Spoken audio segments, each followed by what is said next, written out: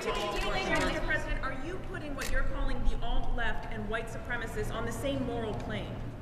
I'm not putting anybody on a moral plane. What I'm saying is this. You had a group on one side and you had a group on the other, and they came at each other with clubs, and it was vicious, and it was horrible, and it was a horrible thing to watch.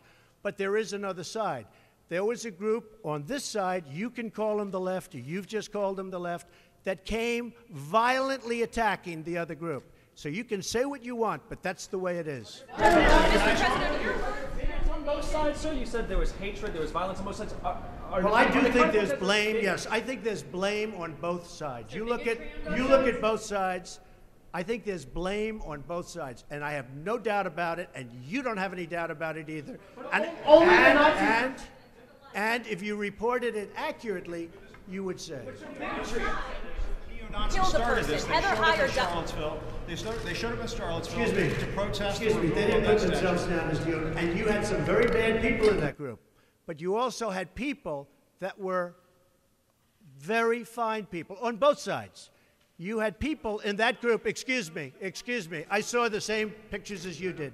You had people in that group that were there to protest the taking down of, to them, a very, very important statue and the renaming of a park from Robert E. Lee to another name. Washington and Robert E. Lee are not the same. Well, no, George Washington was a slave owner. Was George Washington a slave owner?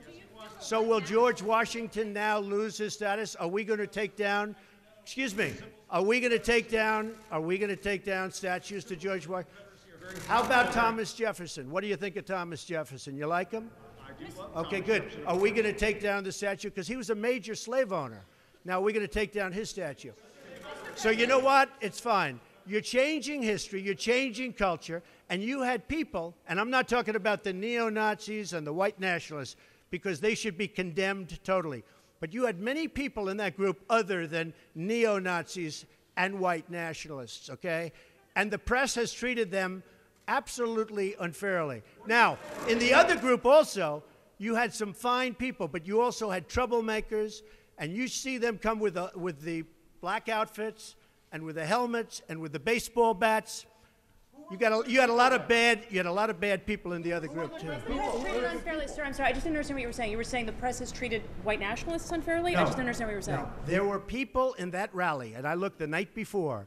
If you look, there were people protesting very quietly the taking down of the statue of Robert E. Lee. I'm sure in that group there were some bad ones. The following day it looked like they had some rough, bad people. Neo-Nazis, white nationalists, whatever you want to call them. But you had a lot of people in that group that were there to innocently protest, and very legally protest, because, you know, I don't know if you know, they had a permit. The other group didn't have a permit. So I only tell you this, there are two sides to a story. I thought what took place was a horrible moment for our country, a horrible moment. But there are two sides to the country. Does anybody have a final? Does anybody have? You have an infrastructure.